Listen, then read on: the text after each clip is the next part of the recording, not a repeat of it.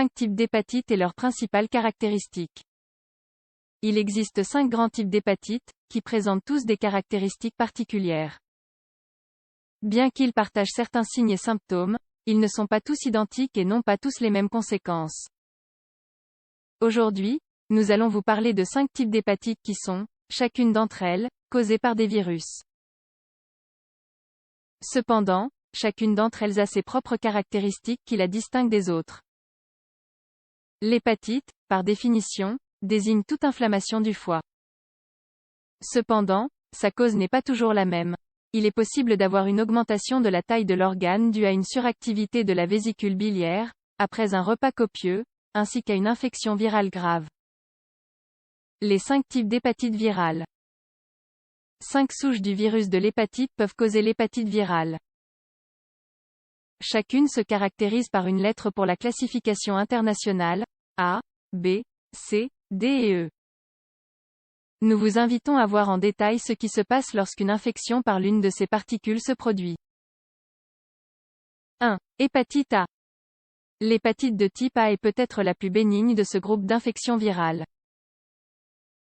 Elle se transmet par le circuit anus-bouche. Autrement dit, une personne porteuse du virus le transmet dans ses selles, contamine la nourriture ou l'eau qu'une autre personne boit, et la particule trouve un nouvel hôte. Le patient atteint d'hépatite A présente les signes d'une gastro-entérite avec atteinte hépatique. Il ressent de la fièvre, des douleurs abdominales, de la diarrhée et des vomissements. Comme le foie est enflammé, la bile stagne et ne circule pas, de sorte que la peau devient jaune dans le symptôme appelé jaunisse. Cette dernière est produite par la bilirubine qui est imprégnée dans la peau et les muqueuses, c'est pourquoi la conjonctive oculaire prend également la même coloration. L'excès est éliminé par l'urine, qui devient plus sombre tant que dure la maladie. Les symptômes durent environ 15 jours.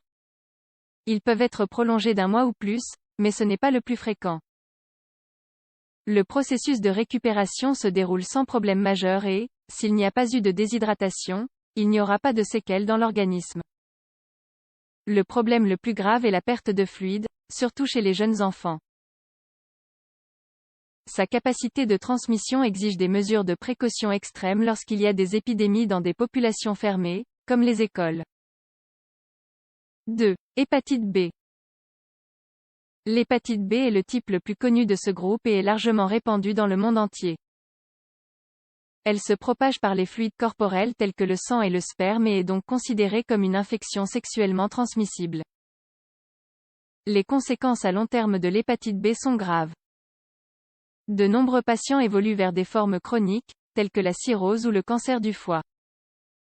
Il est difficile de prévenir sa progression, bien que récemment, de plus en plus de médicaments biologiques soient apparus et sont utilisés pour améliorer la survie des patients infectés.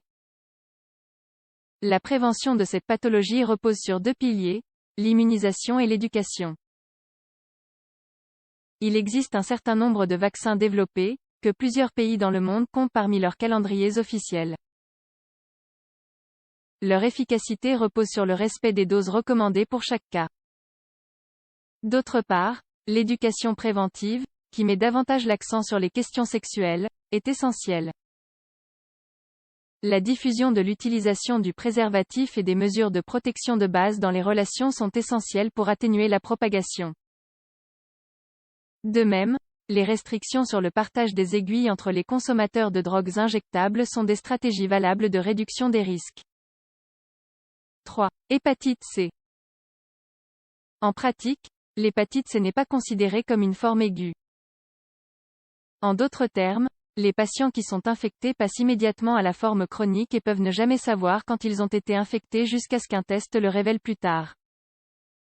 La voie de transmission habituelle est le sang, par des transfusions effectuées dans des sites non spécialisés ou par des seringues d'usage intraveineux. La transmission sexuelle est négligeable dans ce cas, contrairement à l'hépatite B. Les options de traitement pour ces patients sont compliquées. Dans un premier temps, les médicaments antiviraux recommandés par les protocoles sont très chers. Presque personne ne peut se permettre d'acheter les doses complètes qui seraient nécessaires par ses propres moyens, c'est pourquoi le soutien de l'État ou du travail social est essentiel. La deuxième étape, si la maladie de l'hépatite C progresse et que les médicaments ne fonctionnent pas, est la transplantation. C'est le cas de ceux qui développent une cirrhose ou un cancer du foie en raison de la chronicité de l'infection. Cependant, tout le monde n'est pas en mesure de subir la procédure. 4. Hépatite D. La particule virale, dans ce cas, est considérée comme un agent delta, d'où sa désignation par la lettre D. Cela signifie qu'il faut que l'hôte soit déjà porteur du virus de l'hépatite B pour qu'il y ait co-infection. La transmission se fait par le sang et le sexe, ainsi que par voie hétérosexuelle, de la mère infectée à son enfant dans l'utérus. Heureusement, le vaccin contre l'hépatite B est également efficace pour prévenir la particule delta. On ne sait pas grand-chose sur cet agent delta. Il y a des cas où les gens ont aggravé leurs symptômes d'hépatite B par une co-infection, alors que dans d'autres cas, cela est passé inaperçu. 5. Hépatite E. Comme l'hépatite A, cette particule virale suit le cycle anus-bouche et se propage dans les aliments et l'eau. Le tableau clinique est également similaire à celui de la gastro-entérite, qui apparaît et disparaît sans qu'une intervention externe soit nécessaire. Des cas graves ont été signalés chez les femmes enceintes, parmi lesquelles une forme agressive entraînant une insuffisance hépatique est plus fréquente. Le foie perd sa fonction et des complications surviennent qui mettent en danger la mère et le fœtus, comme l'incapacité de coaguler et l'accumulation de liquide dans les tissus. Tous les types sont traitables et évitables. Bien que différents, tous les types d'hépatite ont un point commun, la possibilité de les éviter. En prenant des mesures d'hygiène et de soins de base, il est possible de réduire le risque d'infection. On considère l'hépatite virale comme une épidémie silencieuse qui continue à se propager, car de nombreux patients ne sont pas conscients de leur état. Il est important que davantage d'informations soient disponibles et qu'un plus grand nombre de personnes soient vaccinées afin de réduire au minimum la possibilité de contagion.